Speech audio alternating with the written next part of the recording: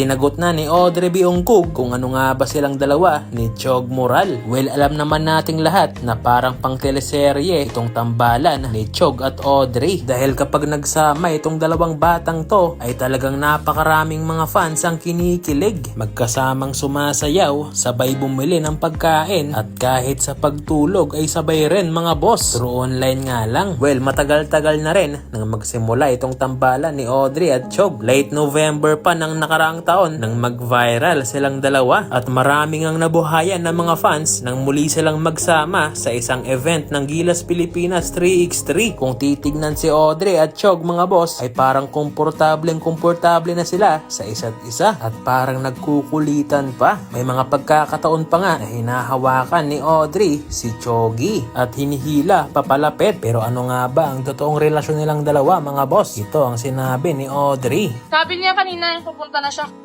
Ito. Chog. Pupunta na siya. Tropa ko. Ano pa mag-stop?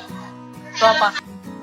Mukhang marami na namang umasa ng mga fans. Pero okay lang yan mga boss dahil napakabata pa naman nila para sa ganyang usapan. Mukhang focus muna sila sa sarili nilang goal. Pero malay nyo in the future magkatuluyan itong dalawang batang to. Ang importante sa ngayon mga boss ay matalik pa rin silang magkaibigan dahil dyan din naman nagsisimula ang mga love story, di ba?